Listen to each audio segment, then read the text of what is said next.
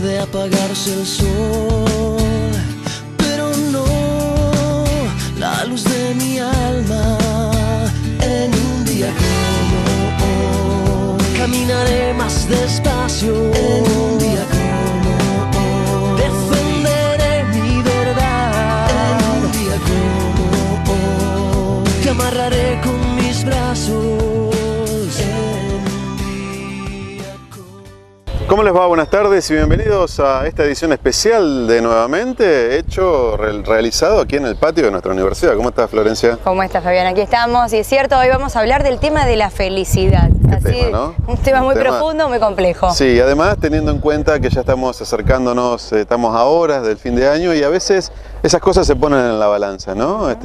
Uno no puede evitar hacer un balance del año y por supuesto que estos temas están vinculados directamente con eso. Y lo vamos a hacer a través de tres profesionales de aquí de la casa. Vamos a hacerlo con el padre Alberto Bocio, que es docente de la Dirección de Filosofía y Teología, también con el doctor Fabián Castriota, que es el decano de la Facultad de Psicología, y con la licenciada María Laura Balaveni, que es la secretaria académica de la Facultad de Filosofía. Así es, de esta manera vamos a abordar las tres disciplinas, ¿no? Si se quiere, desde el punto de vista teológico, desde lo filosófico y también desde lo psicológico, ¿no? Que son las tres disciplinas que intervienen en este estado de felicidad, si se quiere. Hacemos un pequeño acomodo y comenzamos. Ya volvemos.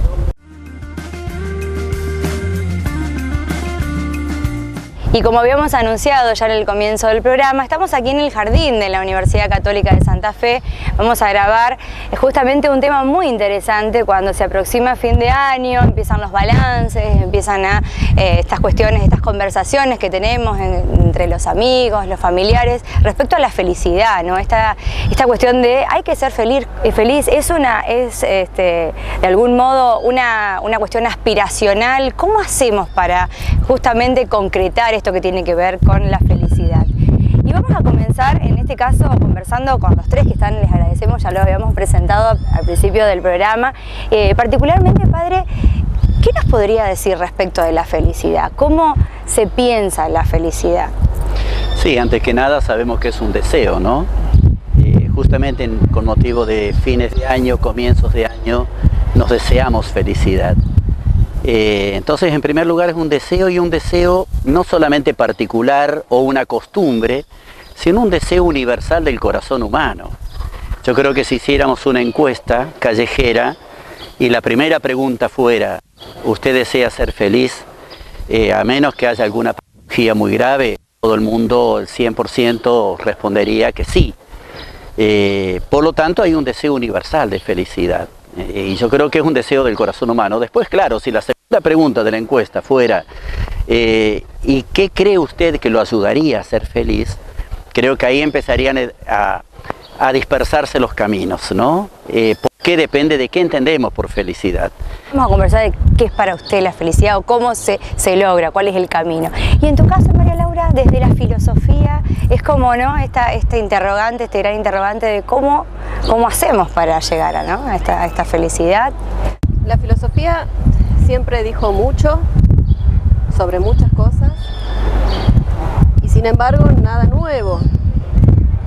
Esto no quiere decir que uno no pueda seguir intentando tratar de definir primero en qué consiste la felicidad para saber después si yo quiero aspirar a eso, si realmente todos deseamos ser felices.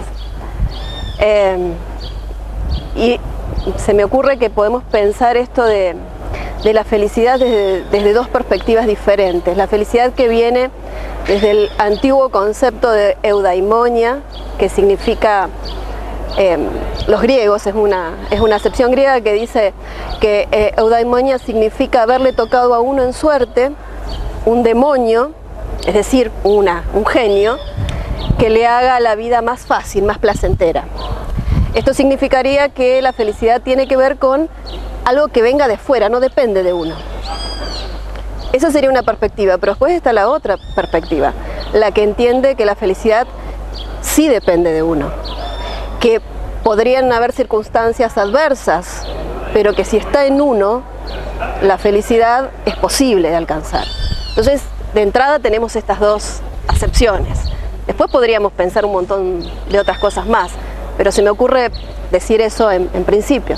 Fabián, ¿y de la psicología, recién decía Laura, desde la filosofía, desde lo interno y desde lo que viene dado desde lo externo. El trabajo del psicólogo también trabaja, ¿no? Ambas caras de la misma moneda, ¿no? Pero, ¿cuál es? Desde la psicología podríamos pensar que la felicidad es un estado psicológico asociado a determinadas emociones positivas, como puede ser, por ejemplo, el haber cumplido un objetivo, haber llegado a una meta, que un sueño se haga realidad. Ahora, es muy difícil desde esta perspectiva que se nos cumplan todos los sueños, todos los deseos. La realidad suele ser traumática para enfrentar todos los días la realidad externa, con la cantidad de adversidades que se nos presentan. Es muy difícil que haya un cuadro completo de felicidad o de estados psicológicos asociados a la felicidad. Entonces tenemos que aprender a manejarnos desde el punto de vista psicológico en un punto de equilibrio donde poder disfrutar plenamente de aquellas cosas que nos hagan felices y poder enfrentar, que nos van a ayudar a enfrentar aquellas otras cosas que nos cargan de frustraciones, que no son del todo satisfechas. Entonces, desde ese punto de vista, bueno, es un desafío. Si tuviera que pensar una especie de receta, ingredientes, que no sé si en realidad las hay, ¿no? ¿Cuáles serían los ingredientes, cuáles serían los condimentos para que pudiera efectivamente darse lo más pleno posible, ¿no? Porque este estado, decía Fabián también, pleno es bastante complejo de que se dé efectivamente. Pero, ¿cuál piensa, por ejemplo, padre, que podría ser un modo? Los ingredientes. Exactamente. Claro, pero ahí tocamos el núcleo del problema. Porque para saber cuáles son los ingredientes, tenemos que saber en qué consiste la torta, ¿no? Y en qué consiste la felicidad. Si nosotros partimos de que la felicidad consiste en la mayor ausencia de problemas posibles, en el mayor bienestar posible, de alguna manera el menor sufrimiento posible, los ingredientes van a ser evitar esas cosas. Entonces, digamos, trataré de tener dinero porque el dinero me va a proveer aquellas cosas que me den bienestar. Trataré de tener porque el poder me va a proveer tener control sobre ciertas situaciones y voy a evitar imprevistos que vengan a alterar mi felicidad. Incluso si es ausencia de problemas, trataré de involucrar lo menos posible con los problemas ajenos porque ya tengo suficiente con los míos. Y de esa manera estaré tratando de crear como un cerco que me proteja, no en un estado de nirvana, pero por lo menos sí, digamos, de paz interior, de estar lo mejor posible, porque creo que eso me va a dar la felicidad. Ahora, ¿qué pasa si partimos de otro concepto de felicidad? Y ahí los ingredientes serían distintos. A mí, por ejemplo, me llama mucho la atención que quizás uno de los textos de la Biblia más paradigmáticos son las bienaventuranzas. Bienaventuranzas significa felicidades. Y Jesús dice felices y nos da los caminos. Y uno dice, bueno, aquí Jesús le pasó algo, necesita un psicólogo urgente, porque dice felices los que lloran, felices los que sufren, felices los que son perseguidos y calumniados a causa de practicar la justicia. Y uno dice, caramba, parece, bueno, acá el doctor, ¿no? Sería como una intervención paradójica, ¿no? Donde se prescribe el síntoma. Es decir, uno dice, yo estoy tratando de que me resuelva el síntoma y me lo prescribe el psicólogo. Bueno, aquí pasa lo mismo. Decimos, ¿cómo? Yo estoy tratando de preguntar cuál es el camino a la felicidad para evitar el sufrimiento y este me está mandando sufrir. Ahora, yo creo que ahí Jesús está partiendo de un concepto de felicidad que no tiene que ver con la ausencia de problemas, sino con que la vida tenga sentido.